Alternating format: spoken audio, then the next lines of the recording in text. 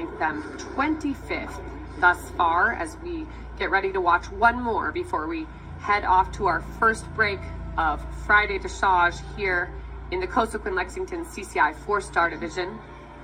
Looks like the sky is starting to lighten up. I really think that rain is going to be really great for the cross country, and to just get a few sprinkles this morning, I think we're getting off pretty well as far as getting wet ourselves. But overnight we had some rain. I think the course will look fabulous.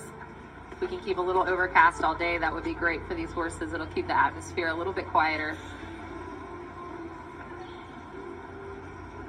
Well, Anna Lasciavo and Fernhill, that guy Jack, make their way around the arena.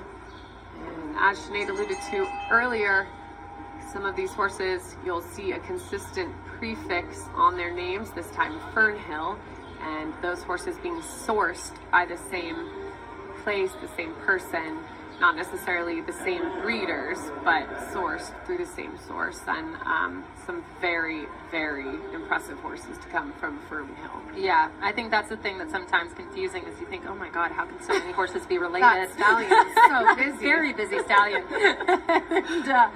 and that's not the case with the Fernhill or the Coolies. That's kind of the brand name of where they're marketed, or where they're sourced from.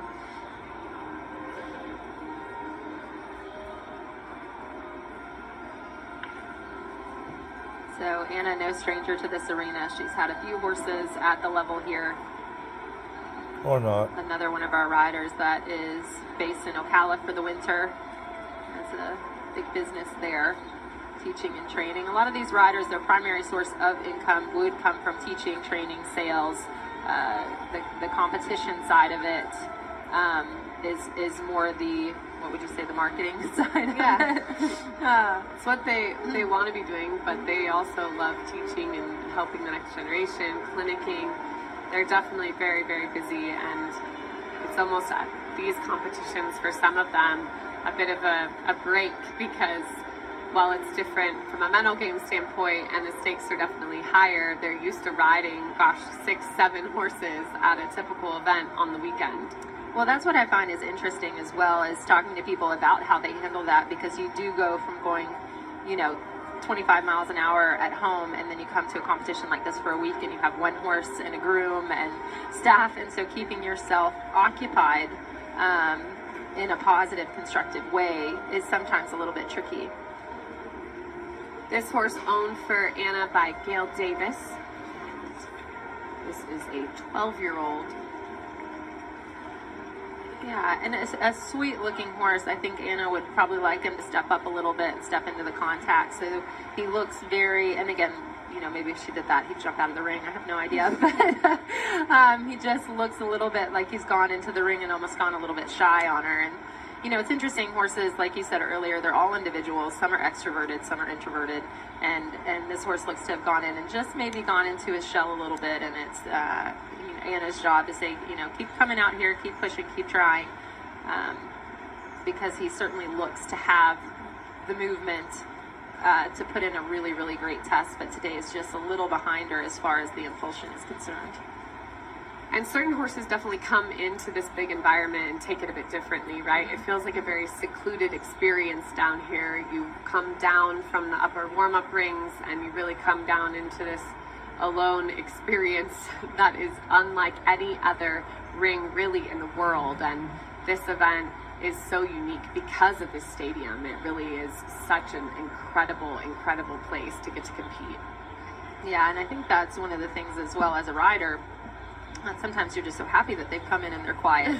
And then it's later when you watch back, or you just learn and think, next time I'm going to go out, I feel confident, I can give a little kick, I can say let's go, or adjust my warm-up so it's a little bit less, so that you can get the most out of the horses. But getting into this ring and just having a pleasant experience sometimes is the best thing for the future of the horse. But Will Coleman said yesterday on his 5-star horse Off the Record that he's been here several times with him, and he's come down and he said it's such an interesting thing, but every time he comes into this ring he holds his breath, and yesterday was no exception for him. And I think, again, it's just everyone's an individual. Tammy Smith said that her horse, who we see still sitting close to the top of this leaderboard in the Cosequin 4-star division. She said that the mare is very, very naughty in the warm-up, and you see her with a lot of antics and Tammy kind of trying to stay on board, and then she really likes to perform for a crowd. So when she comes into this type of environment, all of a sudden she's a lady and she's ready to hit the stage. Yeah, yeah. Just losing a little bit of impulsion there, but then a good change. So she was good to get the horse quickly back in front of her leg. Yeah, and that's where, again, you look at this horse and think it can do the changes, it can do the sideways stuff. You know, you think it just needs a little bit more energy in the tank so that she can really connect this horse from front to back and get a little bit more power and a little bit more quality into each of the movements. Let's see the change this direction.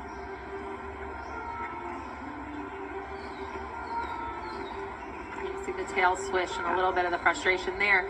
And so that's probably what she's managing. As soon as she put a little more power into it, there was a little tension, but you also saw the balance come up, the frame come up, a little bit more life to the step. So I think she'll leave this arena kind of knowing what she needs to work on and just walking that balance. You know, you're always trying to just keep that, move that needle towards the middle of what you can manage, what you can ride, and how you can best show off your horse.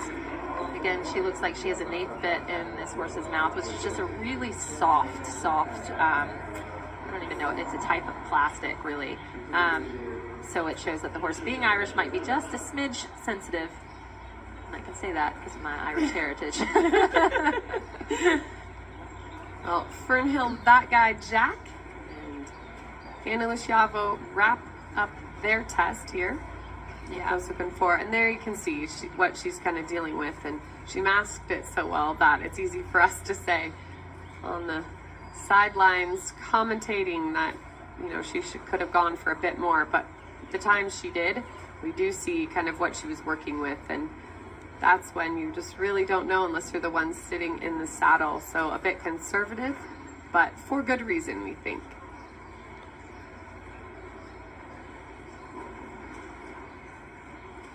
So all smiles. She's got a really great crew with her. Anytime I've spent a little bit of time around Anna and her, gone over looking at horses or anything like that, it's a really positive group of people and very happy kind of to be here and doing the job. And you can see everybody is just excited to be part of it. Breaks the 40 barrier. We got a 39. Well, a score in for Anna and Fernhill, That Guy Jack. It is 39.8, a 60.4, and a 60. Get her there. And that will be 31st thus far. And there has